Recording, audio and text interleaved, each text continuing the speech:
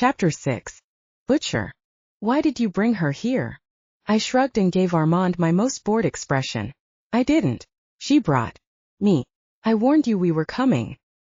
He glowered at me, arms crossed as his eyes glimmered and shifted, only a little bit, but I should probably loosen my stance and check my knives.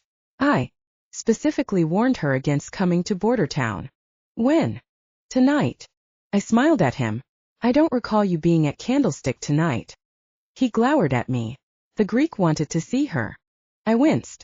I'd really hoped that the Greek would forget about her and vice versa.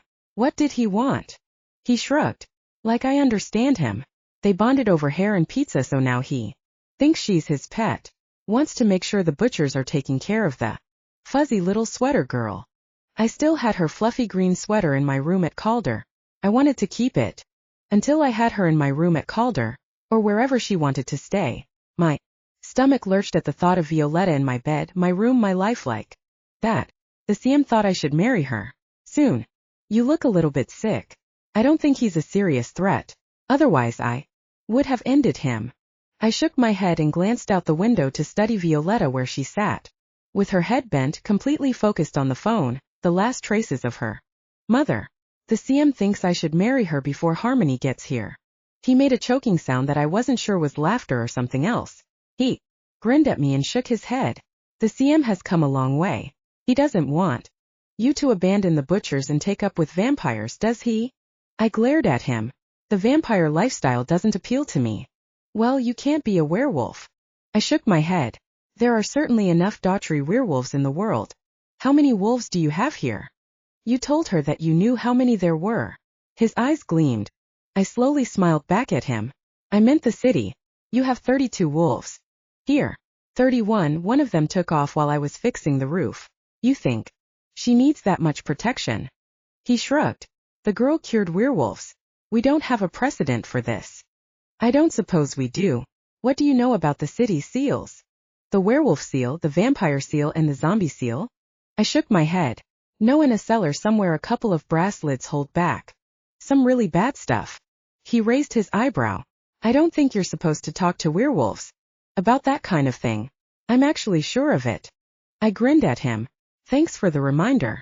Apparently the mysterious renegade leader had Sebastian and Anthony go down and bleed on the seals. That's why this year's darkness is extra thick. He growled at me. Not for werewolf ears. I widened my eyes at him. Excuse me, is this too much responsibility for you to handle? Don't worry.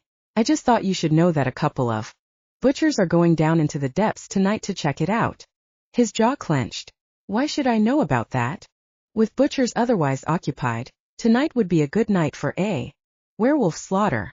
Don't you think? He growled, a long low sound, and I could tell his hackles were up at least. His metaphorical hackles. The CM thinks this broken seals problem is my problem.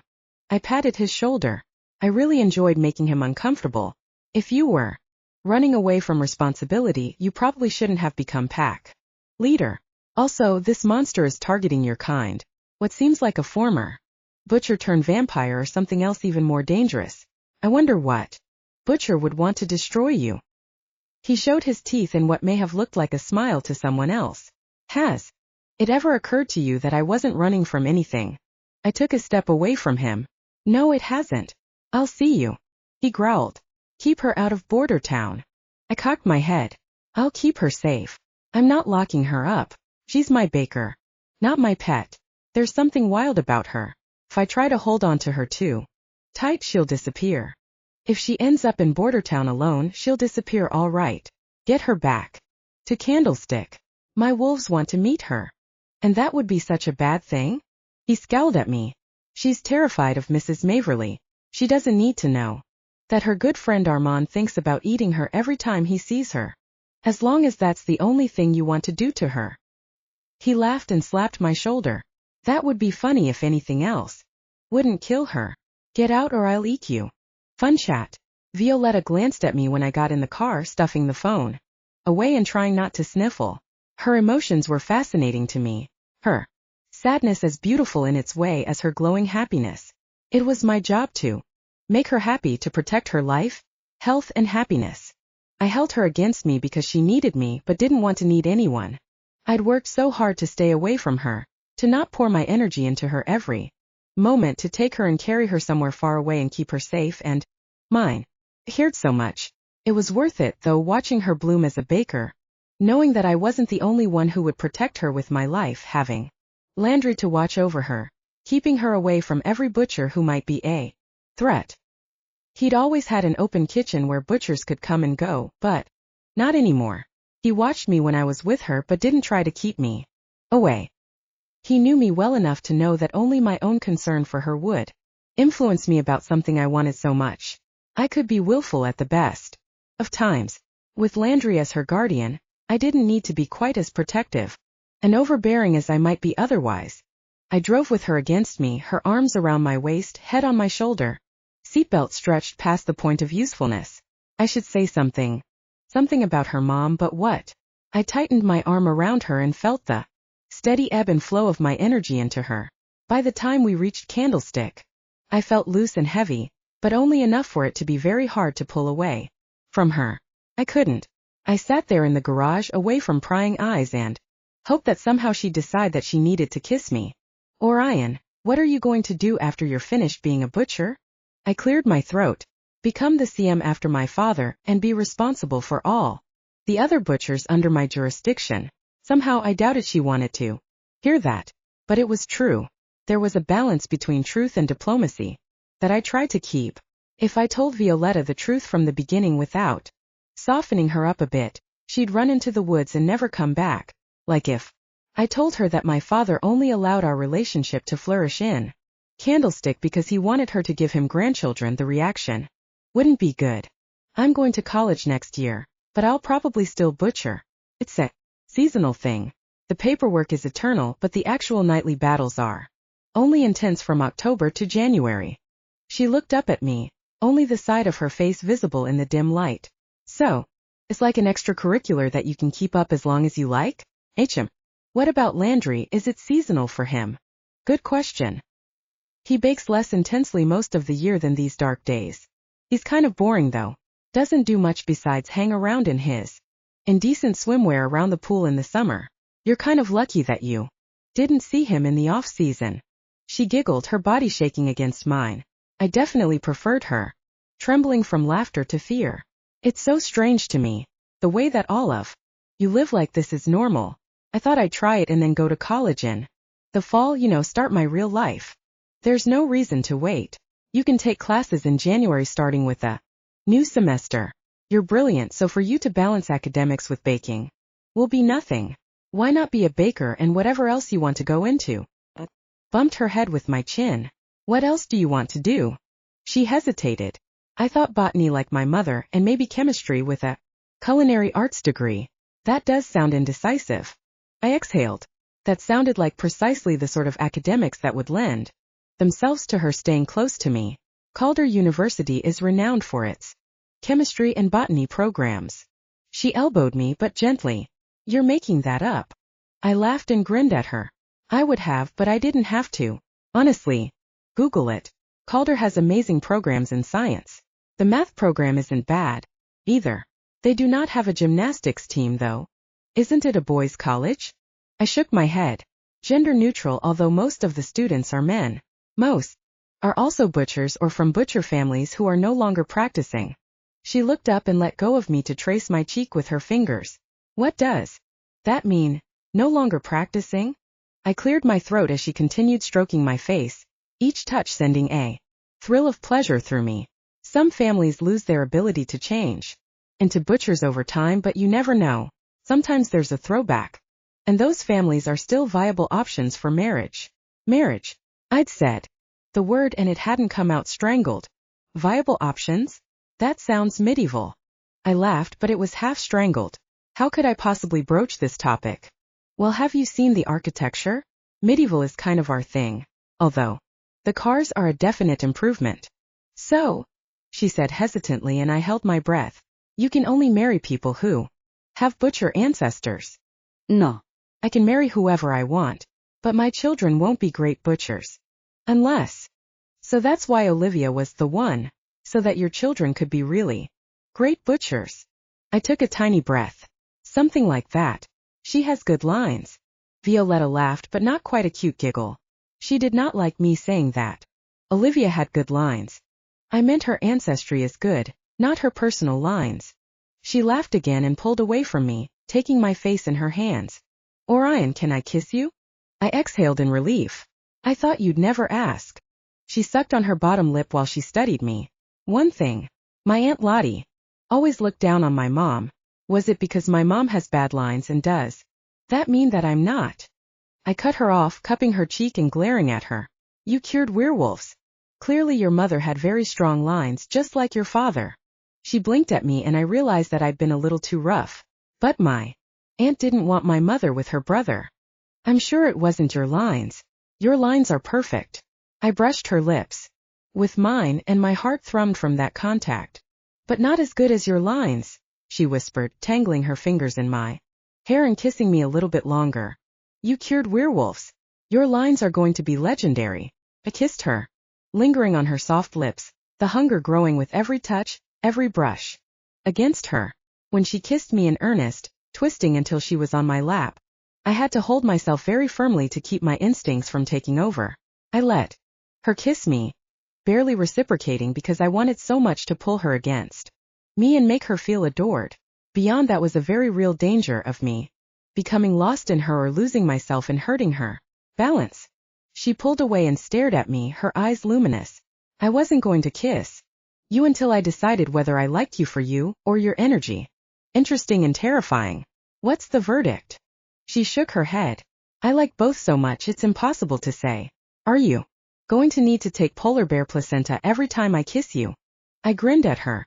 I felt very much like I wanted to taste her and nothing else for the rest of my life. That wasn't a good sign. Probably. Landry hasn't forbidden me to kiss you. That's also good. She frowned at me. Why would he do that? I waved my hand around, ending with my fingers brushing over her soft hair. Oh, I don't know. Something about bakers protecting each other. Her lips pursed, her beautiful lips. I couldn't help but kiss her, only for a moment that became 2 and then 3 before I managed to pull away. She shook her head at me. It's your sexy car. It makes you irresistible. The Greek wants me to be able to defend myself against butchers. I nodded. Good idea. You should be able to defend yourself against Greeks, too. I gripped her fingers. That Armand had watched the bogeyman's encounter with Violetta didn't quite assure me for some reason. She cocked her head at me. Why don't you get along with him? Ido. I think I'm going there for my next haircut. Do you want to come with me? It can be a date. She wrinkled her adorable nose. I've heard of those things, but I think they're mythical. Next week, Monday, we'll go to the botanical gardens. I'll take you directly after school. It closes at 5. How about we meet there? I hesitated. It was far from border town, but still, letting Violetta go anywhere unescorted was unthinkable. I'd arrange someone to look after her. I'd talk to Landry. Maybe he could give her a ride and hang around until I got there. That wouldn't be at all strange. I smiled.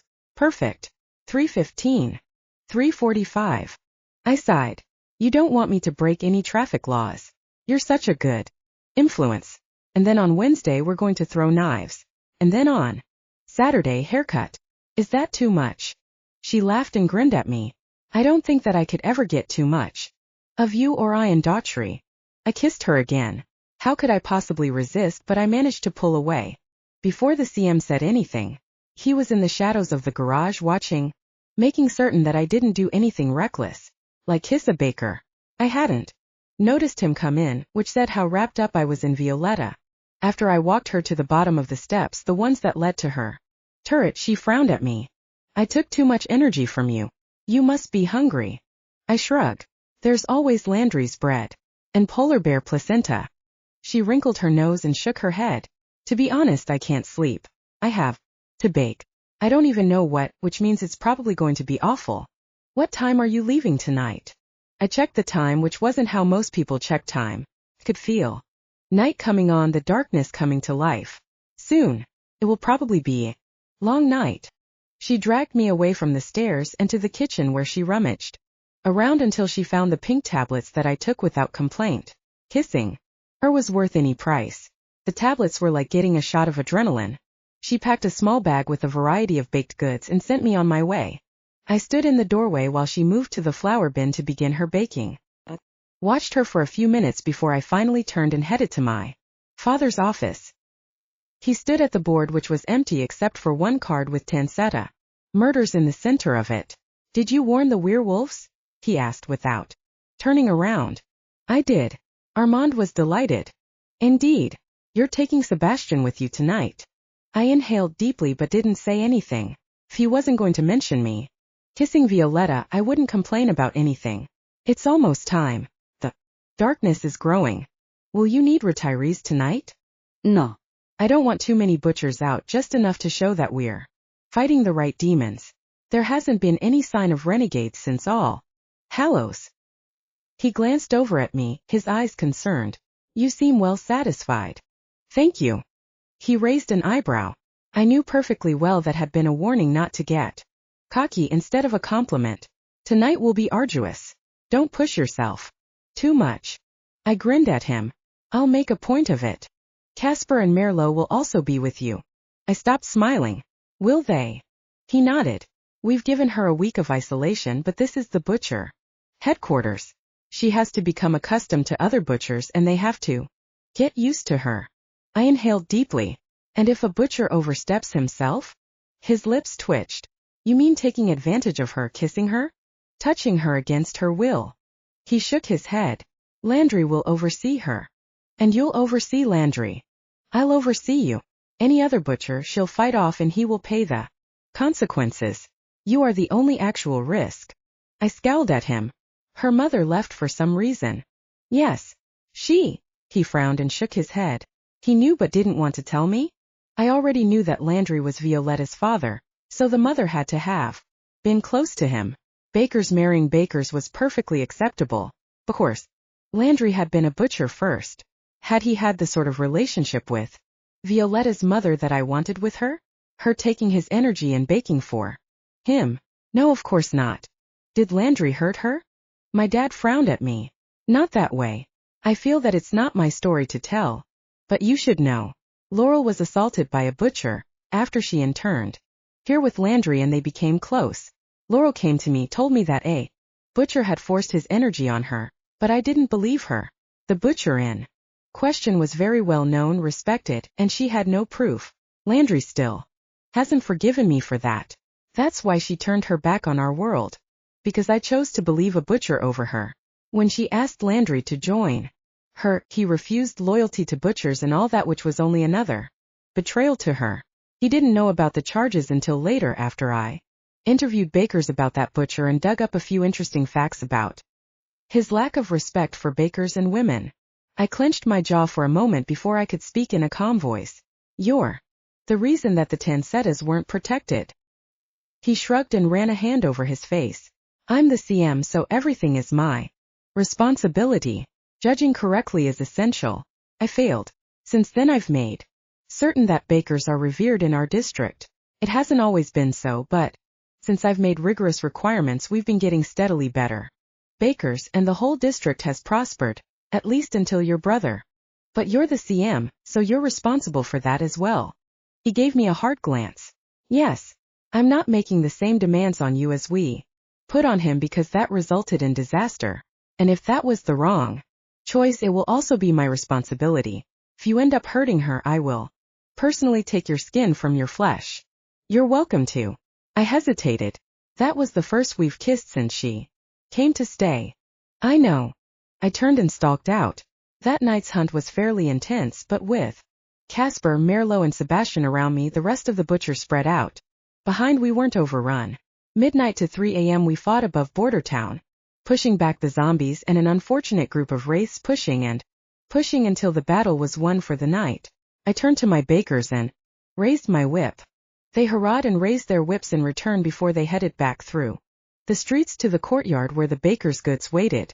I accompanied them but fell in beside Sebastian on the way. After we get some bread, you're going to lead us to the broken seal. He turned to stare at me for a second before he nodded. Olivia took her place close to him and bumped him with her hip. He staggered almost into me before recovering. Olivia had extremely capable hips. Olivia. I nodded at her, then moved away from the pair. Olivia, apparently feeling like flirting with a butcher after a hunt, wasn't at all awkward. The other butchers tried not to look at her, except Francis, who stared at the two with a wide grin on his face.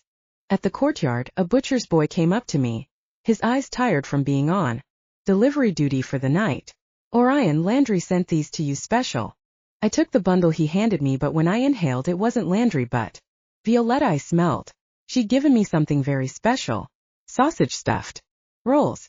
I ate most of them, then stuck them into my pockets for later. And maybe I'd share with Merlot and Sebastian. Maybe. Not Casper. Casper grinned and came up to me, eyeing my bulging pockets. "So tonight's just begun. Are you fed?" He nodded. "Moderately. I imagine you've been fed a much more satisfying supper than I've ever had. Is it the kissing that enhances her baking, or is it her baking that makes her impossible to stop kissing?" I ignored him and broke into a jog. Merlot came alongside me soon enough then. Sebastian's footsteps pounded until he caught up with our small group. Sebastian took the lead, his pace quick. We moved quickly, quietly, holding to the shadows. The only monsters we found we took care of quickly, silently.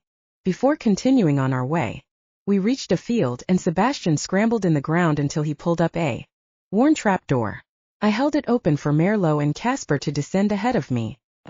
Gave the empty field one last glance before heading down. "Maybe should have done this during the day," Merlot muttered ahead of us. Sebastian held a flare as he walked ahead, apparently fearless in the face of who knew what. I went slower, taking my time as we passed shelves of antique pickles and peaches, through another narrow door into a small passage that descended in uneven steps until it came out in a square space with a wooden door in the floor. Sebastian opened it and began down an old ladder that groaned beneath his weight. I put my arm on Casper when he was about to descend. "One at a time." Merlot nodded at me. He appreciated caution. Strange he wasn't a CM of course he'd never had connection. We stood in the dark, feet below ground, waiting for Sebastian to wave the flare below. After that, Casper went, leaving me with Merlot. "I'd watch out for him," he said barely under his breath. He looked down after Casper.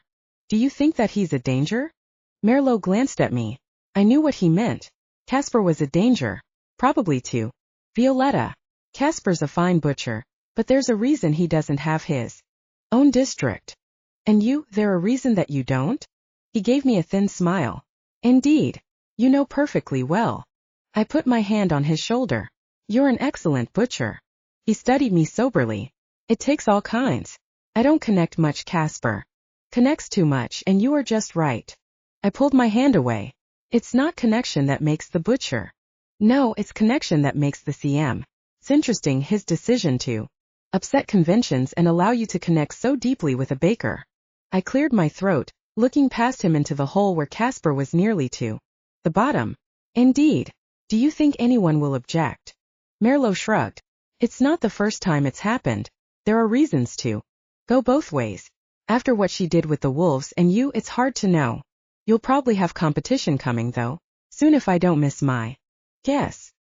He turned and headed down into the pit, leaving me to exhale deeply and try to think about seals instead of bakers. Merlot was right. If the CM allowed me access to Violetta, there was no reason he wouldn't allow others the same, if she chose. I rubbed the back of my neck until finally Merlot jumped off the end of the ladder. I climbed down quickly, silently, until I reached the floor of the immense cavern. Merlot, Casper, and Sebastian were all in different directions, stooping to check for strange scents and searching the enormous space. When I got to the floor, I whistled low and headed for Sebastian. He'd let the flare go out, so we were operating in pitch black. Didn't bother any of us. Darkness only made our other senses stronger. I followed him until he reached the center of the space, or at least closer to the center and away from the one wall. "Here it is," he whispered. I bent down and felt the rim of a 2-foot hole. It didn't have a lid on it. An icy breeze wafted from the pit, like a wraith over my wrist. I turned on a light, shining it around the perimeter of the hole, then took pictures of the marks in the uneven stone around the edges. The marks were butcher marks of protection, safety, and the metal rim bore the same. "Show me the other seals." He led me to 2 other spots that had brass lids. I took pictures of the words and images graven into them, then stopped, staring at the center seal and the warning on it. Whoso breaks the seals will surely pay the price in blood. Once undone, thrice must be made anew. Beware. Darkness and men and monsters brood. To the butchers. Ye must be true. The first one said the same thing, Sebastian said in a low voice just behind my shoulder, making me jump. I turned on him with a glare. And you decided that meant you should bleed on it. He shrugged. We had to pay the price in blood to break the seal. Why did they put it backwards like that? It's a warning, Merlot hissed low. You aren't done paying for that in blood. And your blood doesn't mean your personal blood, but the blood of your fellow butchers. Butcher Baker. Werewolf Savior. Julian Wick. Chapter 1. Baker. Candlestick Manor loomed above me. I stood before the enormous door, ancient. Metal bands stretched over the dark wood. It could have been ornamental, but it wasn't. Like the latch, the small barred window in the center of the door, the inset windows with decorative grillwork all around the bottom story, yeah. No, those weren't decorative either. This place was a fortress, and I was about to step inside and face a whole slew of butchers like the butcher holding my hand. I glanced over at Orion. His dark brown eyes were serious, but then he smiled, and my mouth watered for chocolate. His eyes were melted milk chocolate, his hair the darkest fudge, his skin white whipped cream with just a dash of mocha. He was enormous, a good head and a half above me, his physique absolute perfection beneath the black clothing he always wore. Don't be afraid. You belong here. His voice was delicious, utterly delectable, low and purring. I took both of his hands in mine and gazed at him. Tell me what your favorite breakfast food is. I'm not going in until I know. He frowned in concentration. You ask the most difficult questions. I would have to say cream puffs, the kind you make at 3 a.m. That counts as breakfast, right? I pulled my hand away and wagged my finger at him. Listen, butcher. If I'm supposed to be your baker, I need to know the truth. No hiding things from me. Whether it's favorite breakfast foods or fairies. Now spit it out. He caught my finger and leaned closer to me, so close that I could feel his exhale on my cheek. I really don't know. When I was younger, I used to go out at night with my brother, and when we snuck back in because I wasn't supposed to be out with him, he'd make me toast and bacon with orange juice. I raised my eyebrows. Toast and bacon? I really asked for that, didn't I? You're right, you have no idea what you like. I bit my bottom lip and faced the door. I had to go in. It wasn't ever easy for him to talk about his brother. Do we knock or what? He laughed low while he reached past me, turned the handle and pushed it open. The hall beyond was enormous, gleaming polished wood with white candles lining the dark wood floor. Above, chandeliers held candles, only surely they wouldn't have actual candles. Could you say fire hazard? They're real candles. The CM takes his position seriously. I glanced at him and gave him a slight smile. Okay, we came, we saw, we can leave now, right? He pulled me in and shut the door behind me. It thudded loud and echoing through the hall. Absolutely. Just as soon as you've met the CM, eaten dinner, and talked with Landry about what you want to do. I stood there for a minute, gathering my focus as though I were about to perform a difficult floor routine. I pulled my hand out of his, wiped my palms on my black skirt and started forward. Orion fell in beside me, his long stride matking mine. Are you sure you don't want to hold my hand? I glanced at him, then forward, focusing on the floor I covered with steady, fearless steps. Do I look afraid to you? He brushed me with his arm. No. You're the bravest girl I know. Think I like holding your hand or something?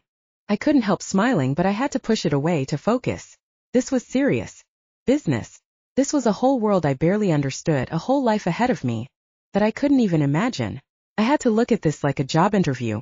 I was going to intern with Landry so I could be a professional baker for Orion. So I could know what I was doing the next time werewolves attacked, and all I had to beat them off were biscuits and a rolling pin. The memory of their snapping teeth, their snarls echoing off the metal cabinets of the kitchen at Calder School for Boys had me gripping my skirt for a moment before I smoothed it down. My mother had always taught me to stand up straight and show no fear. If she'd been a baker, why did she run away from that world? Why hadn't she told me about what I was explained about the energy transfer, the need I had for the energy of a strong butcher, and most importantly, the dangers of the world around me, dangers that had taken her from me? I shoved those thoughts far from my head, but I grabbed Orion's hand only for a second, squeezing his fingers hard before I walked forward once more on my own. We reached two enormous doors held open by stone gargoyles to keep out evil spirits. I walked through the door towards an enormous bonfire that leapt and flickered in the round room beyond. Candles wound around the room on shelves, thousands of candles, but they weren't lit. Orion closed the doors behind us, then hesitated. He bowed to the room, then turned to the right while he pulled something out of his coat. It was a lighter blue and white plastic, one of the cheap kinds you get at a gas station. He lit the largest candlelight ever seen. The flame leapt up like a sparkler, and one of the sparks caught the next candle, slightly smaller, and the next, the flame racing around and around. Sound built, a murmuring hum that started with Orion and continued as the butchers inside the round hall made that sound, a low chanting like monastery monks. The sound echoed off the walls and inside my chest, the thrumming going on and on as the light spread from one candle to the next. Hundreds of candles wrapped around the room, several shelves on top of each other. I watched the candles, craning my neck as the flame spread to the candles above the doorway. The flame wrapped around the walls twice, Orion's voice growing in volume, until at last the whole room was ablaze around the central bonfire, and every butcher stood, lending his voice to the whole. Come, boys. A voice of quiet power flooded the room, cutting through the humming.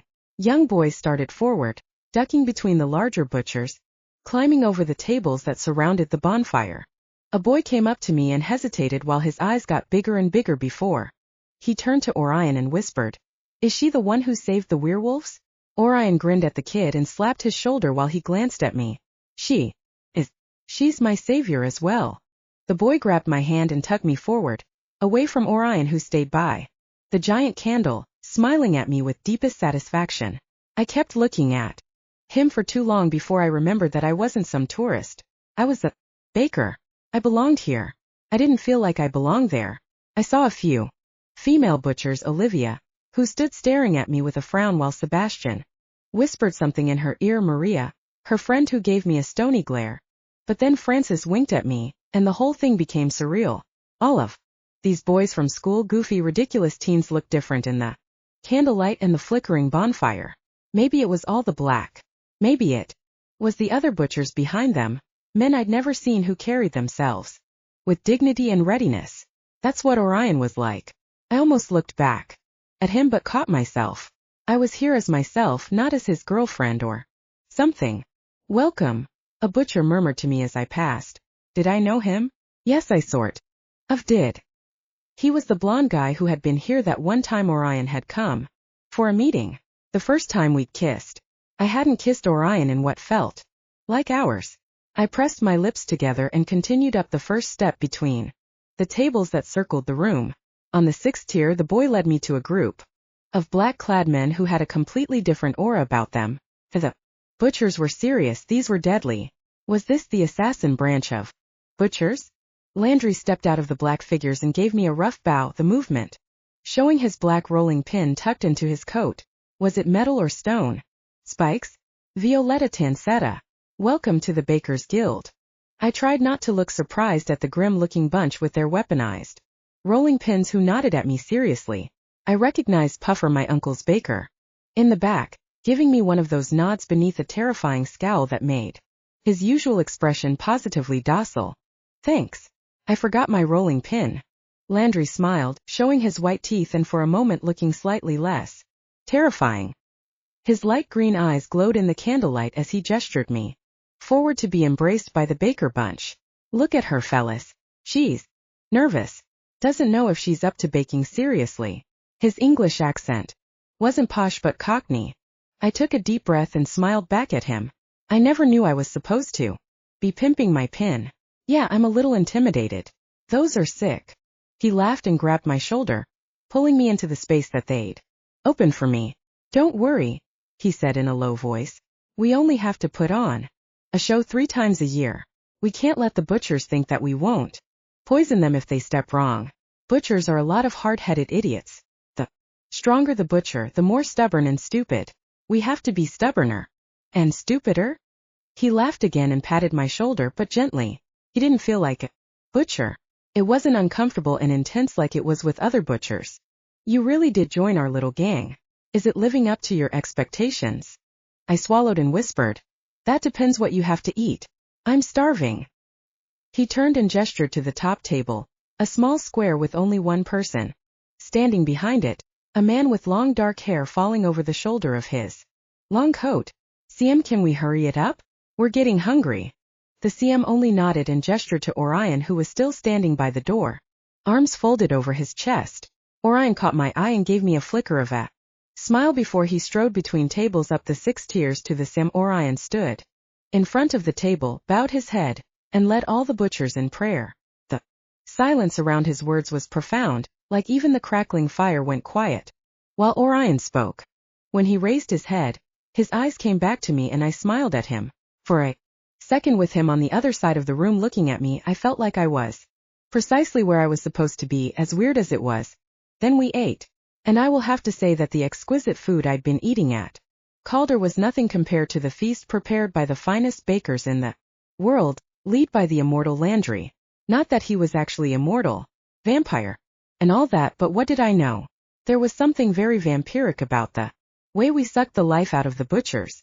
I glanced over at Orion, where he leaned against the wall beside the CM, watching over the rest of the butchers while we ate. After a few minutes, the CM gestured him sharply to sit beside him. Orion met my eyes, and for a moment I wanted to tell him no, that I would run down to the kitchen and make something for him because he was my butcher, but I managed to resist the impulse. He sat and slowly ate, still eyeing me as if to say that this is not what he wanted in his mouth.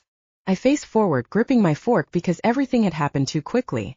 I wasn't used to Orion looking at me like that in public, as though he didn't care what anyone else thought of me, of us.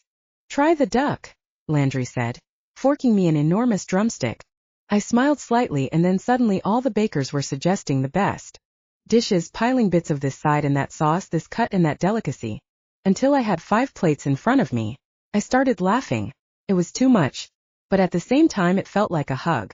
A lot of hugs, and every single bite was the best thing in the world. While we ate, butcher boys and a few older butchers performed feats of grace and agility like aerials and backflips, or waved fire around as they danced about the bonfire. Apparently butchers liked fire and long hair. I studied the butchers on the top levels closest to the walls. They were all so different. Some were really old, older than my dad had been. There was one particularly scarred man who didn't take any pleasure in the feast. He stared around as though there were traitors among us. The butchers around him left plenty of space. Who's that? I whispered to Landry. Marlowe. He's less nervous now than he was 20 years ago. That was possible? Strange. I caught Sebastian staring at me and gave him a slight smile. He lifted his goblet in my direction. I raised mine, but less enthusiastically. I was still a little bit furious with my brother. More than a little bit. But he was my brother, the only family I had left. No, my uncle. Vincent sat at one of the tables furthermost from the bonfire with Aunt Lottie sitting beside him. She looked strangely at home in the black high-collared blouse, clutching a knife as she carved her roast duck. She turned to Vincent and smiled before she said something that got a flash of smile from him.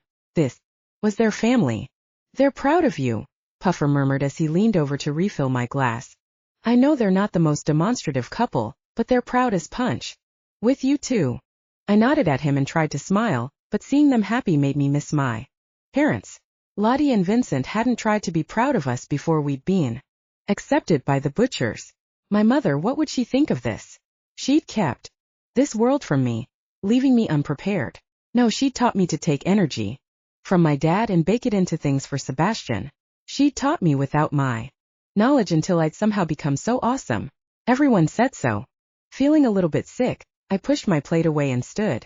Landry stood with me, and the rest of the bakers soon followed. I didn't mean to, I trailed off as Landry put his hand on my shoulder. We must prepare for tonight's hunting, Landry announced. He leaned over to me.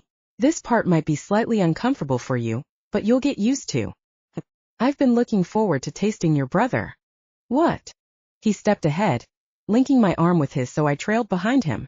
With his other hand, he slid his fingers over the skin of the butchers at the nearest table.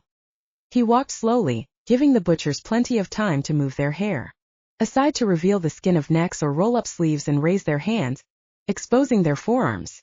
Landry's hand slid over skin and his body began to hum. I could feel him, feel the energy he soaked from the butchers with complete indifference to which butcher's energy he took. He headed towards the table where the CM had already revealed his neck and both forearms. How much skin did he need? A lot, apparently, because every single baker touched him, drawing his strength into them. But Landry, who glanced at me and nodded me ahead to touch the CM. I'd rather not, I whispered. The CM looked up at me, surprised and amused. I saw that expression on Orion's face sometimes. It was strange to see it on someone else. Violetta. He stood and the bakers took their hands off him. He extended his hand to me. Welcome to Candlestick Manor. It is your home as long as you will stay. I glanced at Orion where he sat beside the CM. He looked tense. What was I supposed to do? I didn't want to touch another butcher, not like that. But it would be really rude not to shake his hand when he opened his home to me. My mother hadn't raised me to be rude. I tentatively took his hand, but I felt nothing other than warm skin. There was no rush of energy and happiness like I felt with Orion. I let out the breath I was holding, smiled genuinely and said, "Thank you." Stepped back in the direction of Orion and the other bakers pressed around him again, all but Landry, who had abandoned our group to circle around to Sebastian. I watched the scene, Sebastian aware of the baker stalking him, standing stiffly while he waited as Landry got closer, and closer and closer. Nerve-wracking, isn't it? Orion whispered in my ear. I jumped a little bit then shook my head smiling. Is it? Landry didn't touch you. None of the bakers have. They're still pecking the eyes out of your dad. We're a bunch of vultures apparently. Landry finally got to Sebastian, who hastily tilted his head forward and pulled down his collar, but Landry went for his face, pressing his palms to Boss's dark cheeks. Bess arched, gasped, and I gasped with him. I took one step forward, and Orion slid his hand around my waist, pulling me back against him. Landry can be terrifying. I believe that's him punishing your brother for betraying the butchers and becoming a renegade. Don't worry, Tensetta will remember it fondly. My brother went boneless, slumping down to the table. I turned in Orion's arms and found his face close to mine, so close. Is he unconscious? No, just relaxed. Landry is very efficient at taking energy out of butchers. After some time you'll become more efficient as well. I cocked my head. Are you saying that you don't like the way I take your energy?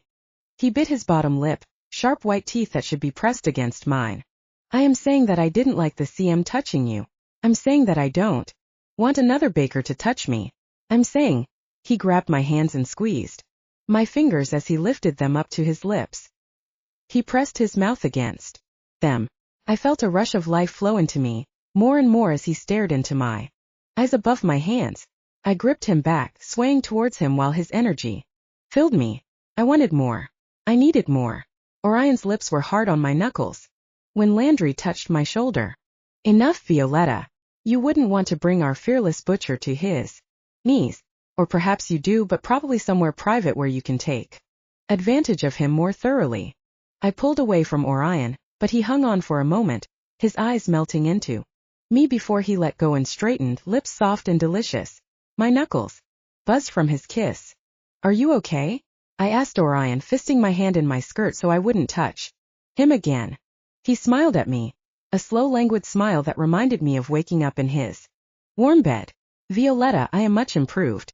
I'll be even better after you feed me. Whatever your delicious hands prepare. This is the part where Landry takes you to the kitchen. Do you mind? You're safe with him. I promise.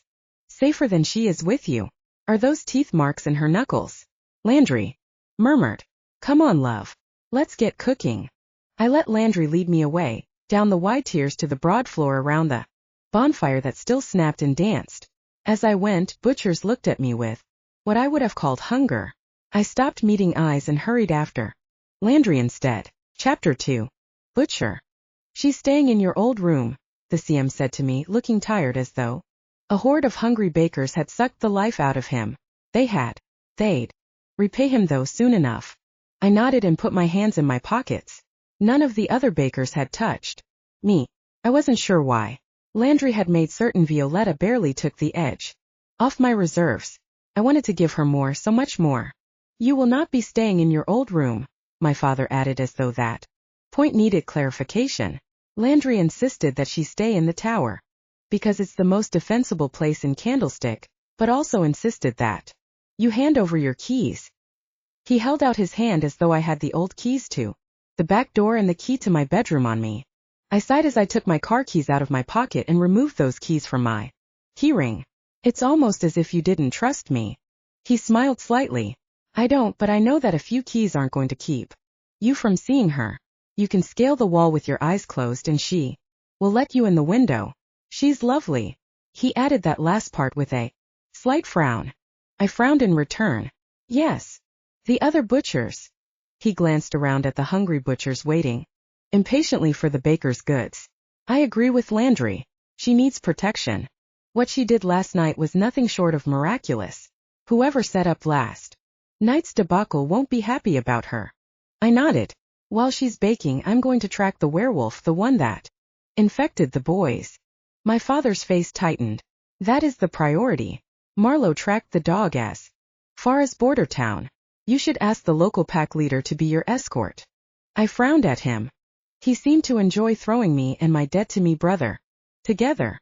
Of course, it was the most logical thing to do. Armand could get things out of a werewolf no butcher ever could. Also, take Sebastian. I raised my eyebrows as I glanced to the huge man who was slumped in his seat, looking dazed and dull. His first encounter with a real baker. Landry left him mostly unresponsive. I'm not sure I'll be able to get anything out of him. My father smiled and stood, pushing back his chair. He walked over to the baker's table where they'd left the remains of their meal. I couldn't remember the bakers being so quick at any other feast, but of course Violetta had tried to leave, and once one left they all had to go. They were like a pack of sheep. Dangerous, fanged, clawed, vicious sheep that fed on the wolves. None of the other butchers dared to take anything from that table, not unless a baker specifically said so. There were rules. Bakers ate first. Butchers ate what bakers told them to eat. Nothing more, nothing less. I wanted so much to eat nothing other than what Violetta fed me, but I settled for the plates the CM offered me, and eating from one as I walked through the tables, even though Violetta hadn't taken very much strength out of me, down the wide tiers to Sebastian. I put the food in front of him and he fell on it like a starved puppy. Good. He still had strength to eat. Not that Landry would really suck the life out of him. Landry was precise in everything he did. If you can walk, come with me. Eat on the way. I turned and nodded to Marlowe before I took the 2 freshly filled plates a butcher boy brought me that the CM had sent from his place on the top tier. The CM hadn't touched a bite. This was official food for an official job. Sebastian stood and barely wove on his feet before he grinned at me. What do I call you? Boss? Master? Class president? That tone of voice, the slight mocking with his twisted lips. I was going to have to be very patient. Not that I wasn't perfectly patient with my butchers, but he was starting from scratch without the years of following orders and obtaining the discipline necessary to be an effective butcher. And he was very gifted. He would be arrogant, careless, then learn some lessons and be less careless for a little while until he forgot again. That's what trainees did. And he was my trainee. Orion will be sufficient. Daughtry, if you can't pronounce my first name. Turned and walked out quickly. The sooner we got this taken care of, the sooner I could return and taste Violetta's baking. What would she make for me? I sniffed the air, but I couldn't smell anything besides smoke from the fire. Trying to smell my sister? Would I have to get used to him talking? I wasn't really big on talking. Her baked goods. I didn't like the way you did that, kissing her fingers like you were about to bite them off. We were in the hall and walked beneath the bright chandelier. She didn't object. Of course not. The great Orion Daughtry can do whatever he wants. I glanced over at him, his contemptuously curled lips beneath his pale green eyes, Violetta's eyes. Can he? He sounds like a lucky guy. I turned and shoved him against the wall, my forearm at his throat while I stared him down. Do not address me in the third person. I dislike it. As you've just noted, I get what I want. What I want is not nearly as important to me as what she desires. Your sister. She is my baker. I will allow you to talk of her because she is your sister, but be very careful what you say. Marlowe made a sound just to remind me that he was there because he didn't care if I beat the puppy into submission or not. I pulled away from Sebastian and took a vicious bite out of the duck that I could have sworn was on Violetta's plate. Could I taste her lips on them? Imagine that I did, but it was probably wishful thinking. The food was very good. The best. The bakers always got the best, not that they needed it. Out of respect. We needed to make certain our bakers were happy because an unhappy baker didn't make good bread. I wanted to make Violetta very, very happy and not just for her bread. We left the house and I walked the few steps to vault into the car. Sebastian hurried after me, graceful in spite of his long limbs. It still startled me to look at him and see his transformation. He was an excellent specimen of butcher, or he would be if I had the patience to train him properly. Tancetta always knew how to stretch my patience. Marlowe nodded at me before he headed into the garage. He'd already given me the address where he'd left the trail. Can we play some music? Sebastian asked after a few minutes of silence. No. He scowled at me, petulant and annoyed. Why not? I kept my face smooth instead of scowling back. We are hunting a werewolf. It's essential that one's mind is free from distractions. He made a rude sound. It's not music that's distracting you. It was so difficult not to snap at him. Focus, I droned, starts before the task you set out to accomplish. Clarity of mind begins with purity of heart. I saw the way you look at my sister. I wouldn't call it pure. I glanced at him, then back through the windshield. My hands held the steering wheel far too tight. I analyzed my feelings, the anger, the frustration, the desire. I had to ignore the truth of his words because he laced them with aggression. Truth was truth. I did not run from anything uncomfortable, even that. Perhaps that's why I crave silence. I have found it difficult to focus ever since meeting your sister. I haven't struggled so much in my role since I first accepted the calling. He was quiet for a minute. Why are you doing it? Isn't it dangerous to be with a baker? Olivia was telling me how stupid it was, but you wouldn't do anything that put Vi at risk, would you? My jaw tightened in spite of him finally sounding earnest instead of derisive.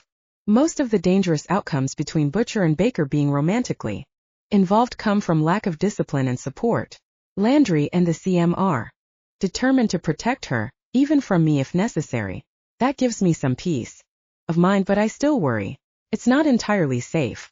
The more energy she draws from me, the more I want her to take, and the hungrier I become. The danger is actually far greater for me than her. That's a comfort. He laughed and shook his head. So, she could drain you completely until you were dead. I nodded. And you like that? Very much. You're sick. I frowned at him. Referring to my mental health crosses the line. I can't allow you or any butcher to disrespect me. If you had become a baker, you could call me whatever you want. You chose to become a butcher, so know your place. He grinned at me, his white teeth bright against his dark skin. That's almost tempting, draining you like Landry did to me. I apologize, Master Orion, leader of butchers and second to none. I'm second to the CM. He rolled his eyes. Are you always so literal? You must bore Violetta to death. Boredom is not the risk she faces in my company. If you are bored from talking with me, you could consider silence as an alternative. Open your mind. Concentrate on your senses, particularly smell, but others as well. If you can, be aware of energy. It helps a great deal with tracking. He sighed but shut up and seemed to be sniffing the air as we drove with the top of my black Corvette down. Maybe I was boring. I didn't really know very much about what interested Violetta. She'd either been pretending to be her brother or pretending to be a girly girl, so I didn't suspect her. I cleared my throat. I'd worked so hard to shut him up. Sebastian, what does your sister like? He opened his eyes and looked at me, a slow smile working over his face. I did not like that smile. She loves being told what her place is as a woman, and that it's in the kitchen. I raised an eyebrow. Landry's sister is a baker, but all the other bakers I've met are men. I'm afraid I haven't got a chance at pigeonholing her that way. Pity. What else? He frowned at me. You really want to know? I gave him a short nod. I'll tell you something about her, but you have to give me something in return. That knife. he said, nodding at my belt where I wore a very nice dagger my mother had given me for my 11th birthday. I removed it and tossed it to him. There's an armory at Candlestick Manor. You can check out any number of weapons for any amount of time. You're really going to enjoy that part of being a butcher. He grinned at me as he ran his thumb along the blade. Yeah, I am. Violetta is a pain about things like honesty, duty, discipline, and she always follows the rules. That's why I couldn't believe she'd ever take my place at Calder. She must have hated lying to everyone. She despises being lied to. She likes honesty, probably because she didn't get much of it. When I discovered my dad's cache of weapons and started practicing with them, my dad took me aside and explained about the natural urges of a boy to kill things, which isn't natural for the record. None of my friends' parents had weapons and none of them wanted to throw knives at cats. After I'd asked half a dozen friends about their parents' weapons, my parents finally brought me in on the whole hidden world. My dad helped me hold a weapon, not chop off my own fingers. That sort of thing. I wasn't allowed to talk to Vi about it. My mother was an awesome, super sweet lady who never raised her voice, but at the idea of Vi knowing about that world, she totally lost it.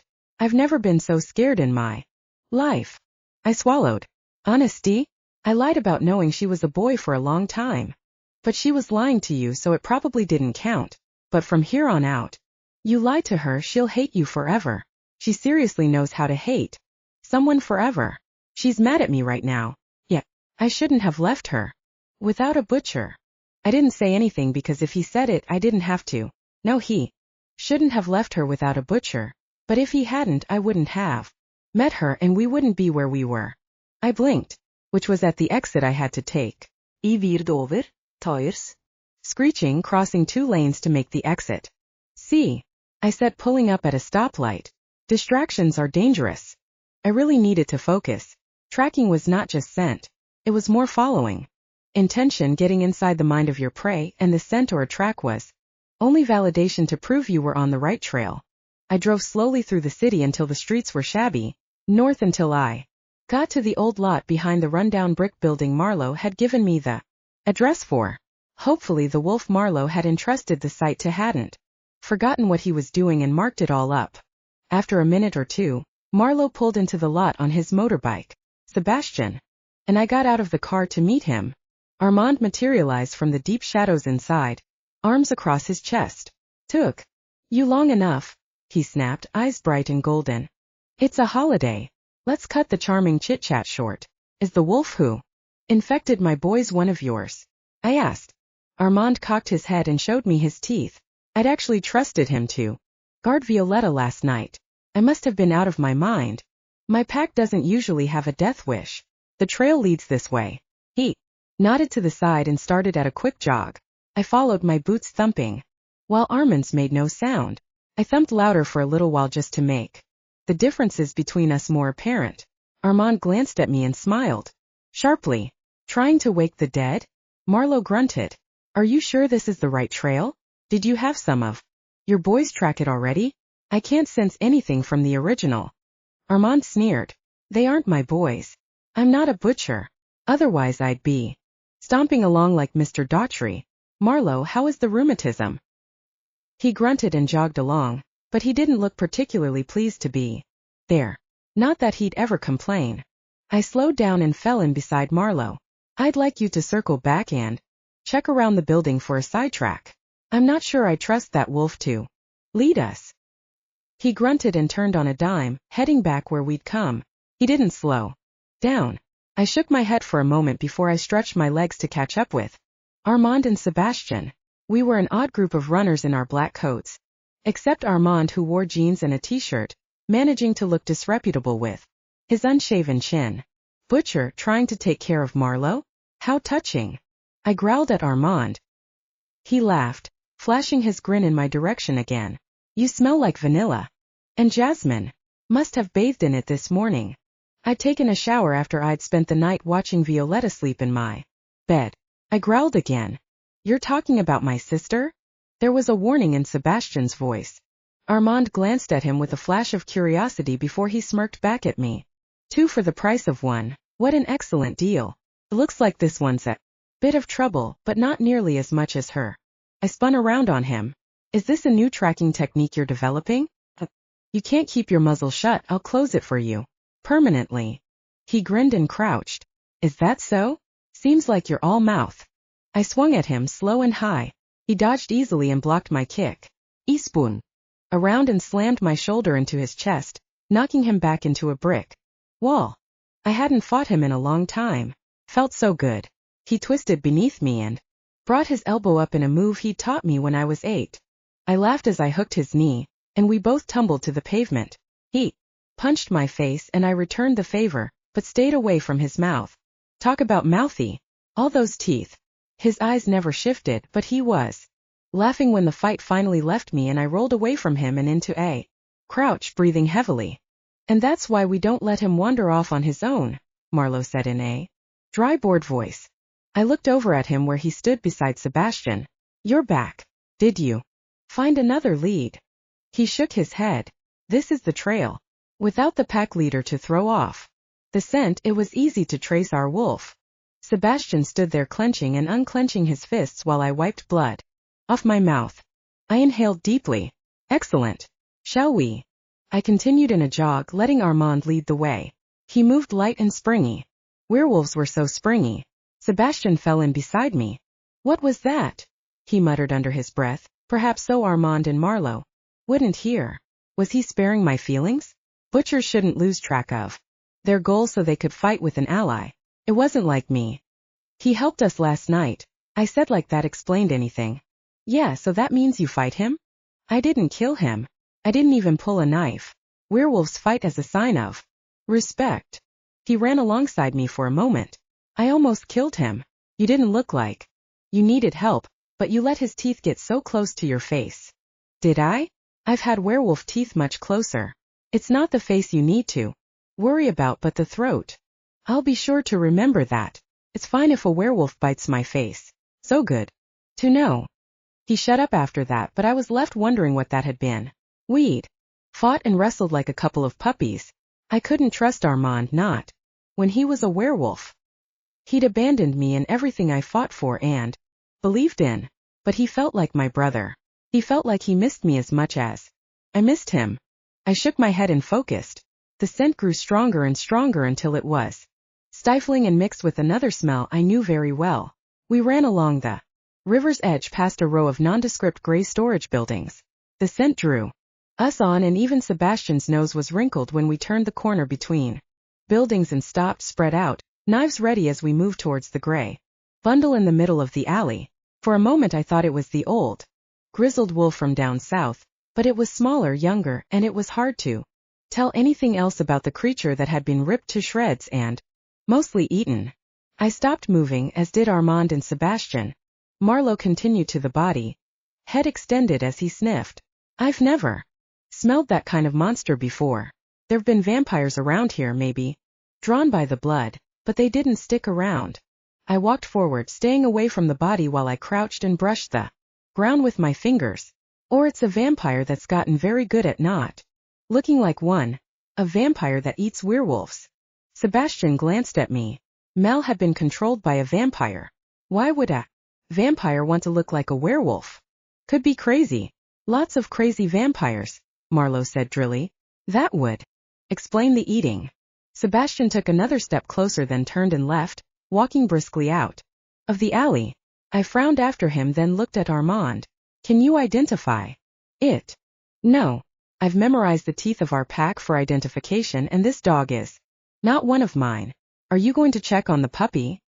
He's fine. This death reminds me a lot like the way his parents were slaughtered.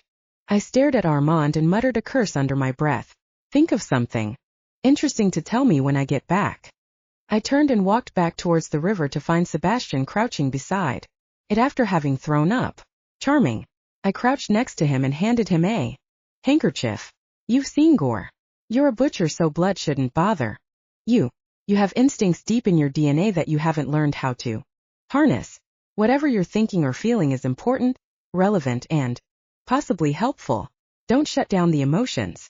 They'll shut themselves down soon enough. Talk. He glared at me, his bloodshot eyes confused and disoriented. I don't know. Just felt lost. So lost, betrayed, and hopeless. I felt like I failed the most important thing I've ever tried to do. I nodded. Good. Did you feel the weight of responsibility? He nodded and blinked back, tears in his pale green eyes. I failed.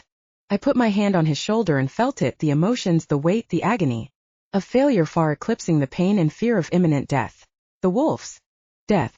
Sebastian had managed to soak up the emotions of the werewolf's last moments. Fantastic. You're reliving his death. That happens sometimes with butchers. It's not pleasant but extremely useful. I blame Landry for this. He's extremely good at preparing his butchers for exactly what he needs them to do. He glanced up at me. His butchers. I smiled and pushed up from his shoulder, then hauled him upright. Landry would disagree, but the CM would not. Armand says that this is very similar to the way your parents died.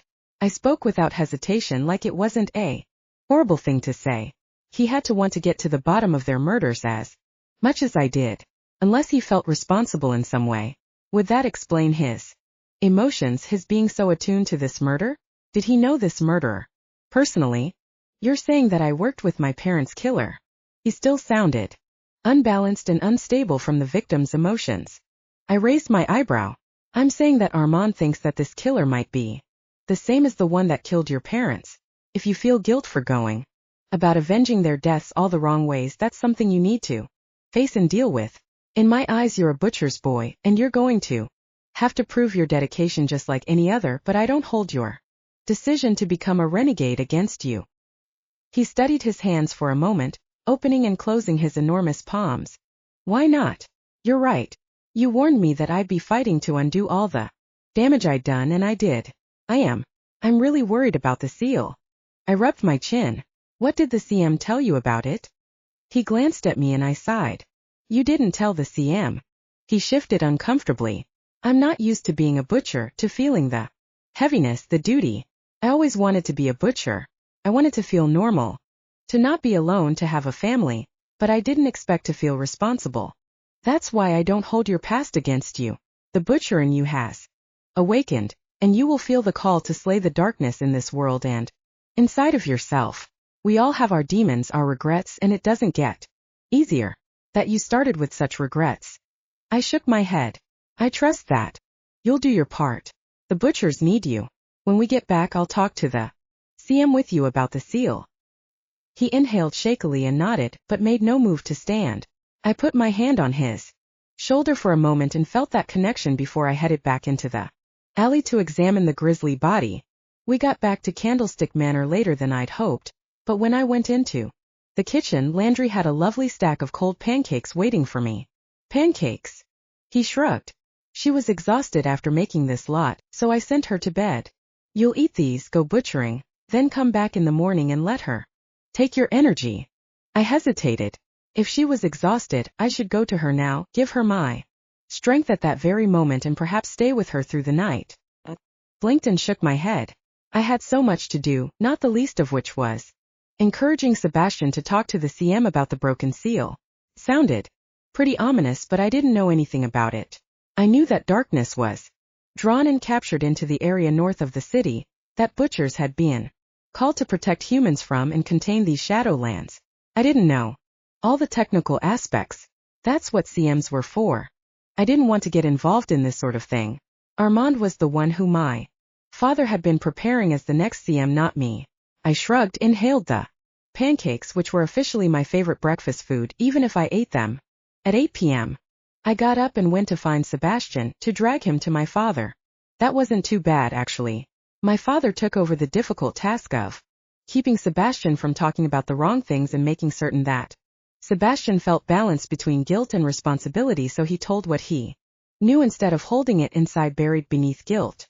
The CM made it sound like breaking seals wasn't all that big of a deal, but I knew him, and by the tightness in his eyes and the way his smile strained, this was a bad thing. A very, very bad thing. Sebastian talked about following the cloaked leader into the North City, past the occupied lots to where it was nothing besides overgrown cars and random walls that hadn't yet gotten knocked down. They'd gone down into a cellar in the middle of a field where there must have been a former house, and then through the cellar down and down through these natural caverns until they were in underground caverns with sloping walls and stalagmites. It was creepy. The creepiest part was where Sebastian and Tony cut their hands and let their blood drip onto this big copper lid that looked like one of those city water facility caps. That seemed like a good idea at the time. Sebastian actually said that, and the CM didn't groan or put Sebastian's head on a pike. The CM laughed instead, which was much worse, but Sebastian didn't know that. Those old seals have been around for generations. It's about time we updated them, don't you agree, Orion? I hesitated because if my father asked for my opinion, that usually meant that he was going to make it my responsibility. I said, what do you think, Sebastian? Should we look into improving the efficacy of those old-fashioned plugs? He nodded and smiled like a weight had been lifted off his shoulders.